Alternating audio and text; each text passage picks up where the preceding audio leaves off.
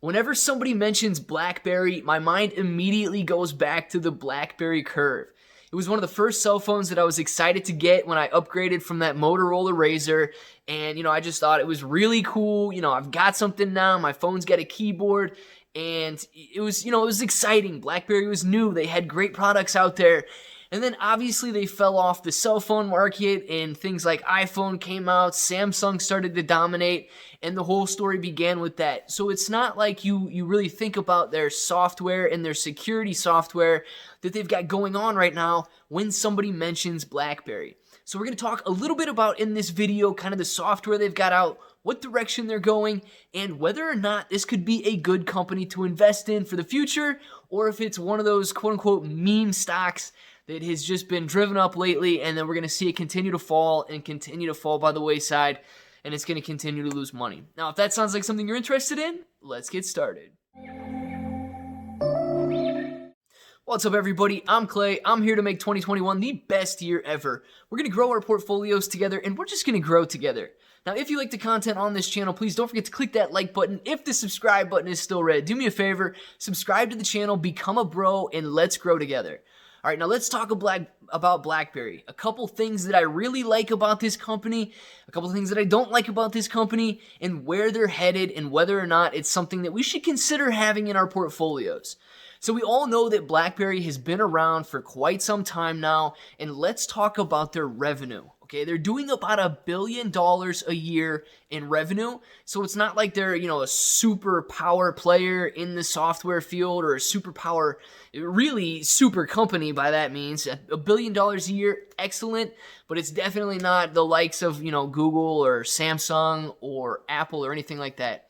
But their revenue is holding steady. So I do like that about the company. They're not really losing money. They're not growing, of course, but they're not losing money either, which I believe is a huge plus. Once you get to a certain size, it's very difficult to continue innovating. It's very difficult to continue growing.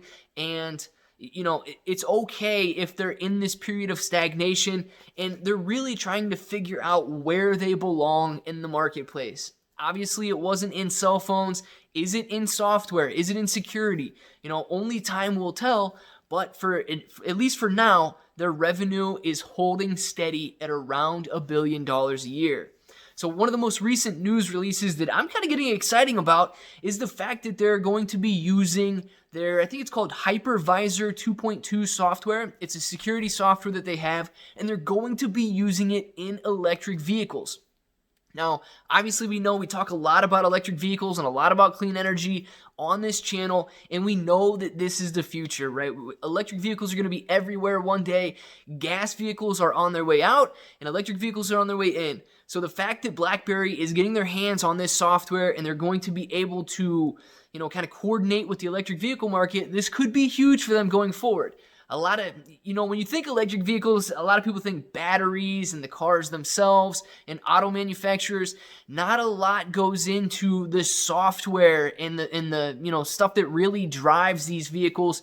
And it's very difficult to consider, these vehicles, they run on computers. There has to be some sort of a security software in there, and that's often overlooked. So I'm very excited that, they announced that they've got this hypervisor software that's going to be used in electric vehicles, and whether or not that pans out, whether it's something that really catches on and it really benefits their company, is something that's going to be, we're going to need to wait and see how that plays out. But it's very exciting to know that they're going to have their hand in that space. So the fact that they're getting into the electric vehicle market with the software and the security software that they have, the fact that the revenue is holding steady and they're not losing money is an excellent thing to look at too. But another thing that I always like to check for traders, swing traders, and kind of looking at the technical analysis of things, yes, the stock has been on a rise lately. It was around $5 per share, and it's trading, I believe, around $13 per share right now. So it's definitely increased. Not on a super, it hasn't increased like some of the other stocks we've seen out there, like GameStop and AMC and Sundial, and a lot of the stocks that people are, calling bad stocks that are rising, or these meme stocks. The media likes to play them as meme stocks. So it has been rising, but it's not rising at the same level as these other stocks are. But we're looking at a lot of resistance in the $13 to $14 per share range. Now, what do I like about this? We're holding steady at this level, and if we break through it, you can pull the graph out to a 5-year graph, and you're not really going to see much resistance beyond the $14 range until we hit about $20 per share. So if you're a technical trader and you're looking at the resistance levels, this could be a decent opportunity. Maybe it's not the time to buy right this second. We want to see if we can break that line first. Okay, that's completely fine. If we're bouncing off a resistance level and it's starting to trend a little lower, or it seems like traders can't break through that level, it's okay to hold on, to wait and see if we can break through it before adding it to our portfolios.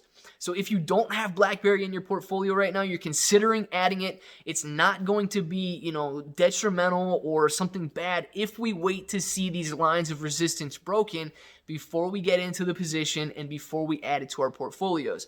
So if we see this stock move higher and it's able to follow through that $14 per share mark and we want to add it to our portfolios, I think this could be a decent investment moving forward.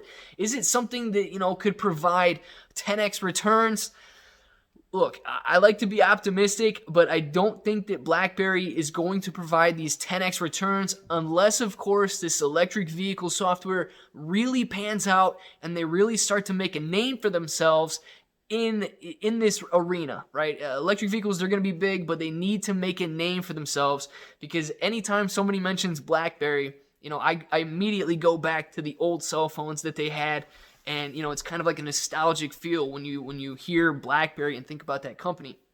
So if they reinvent themselves, if they become like the go-to leader in this software, and when people think BlackBerry, they start to think security software, we could really see this company reinvigorate and take off again.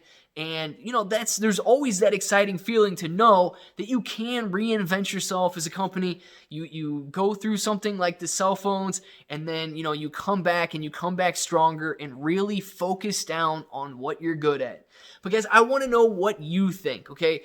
Right off the bat, tell me, when you hear BlackBerry, do you still go back to the phones? Like, are you thinking about phones, or are you thinking about security software and really what they're focused on now? So just, if that's all you got, let us know down in the comments below kind of what you think about BlackBerry. But if you have it in your portfolio or you're considering adding it to your portfolio, let us know kind of where you see these lines of resistance. If it's something that you think could be a decent investment, not only for the short term, but for the long term, let us know that as well. If you have it in your portfolio, kind of what position you got in at, and whether or not you were able to capture a lot of gains.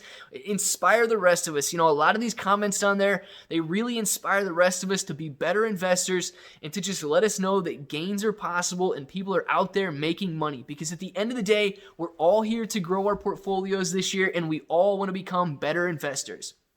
Now guys, if you like the content on this channel, please don't forget to click that like button. If the subscribe button is still red, you got one more shot. Do me a favor, subscribe to the channel, become a bro, and let's grow together. And if you're brand new to investing, or maybe you're considering trading your brokerage account to another one, there's a link in the description below for Webull. If you sign up using that link, you're going to get a couple free stocks just to help you out right off the bat. And it's going to give you a nice boost to your portfolio right from the start. And if you want to share this video, you can share it almost anywhere and tag me at Claybro so I can follow you back there and really, get a better understanding of what everybody's interested in investing in. And until the next time, guys, I hope that each and every one of you have an awesome day.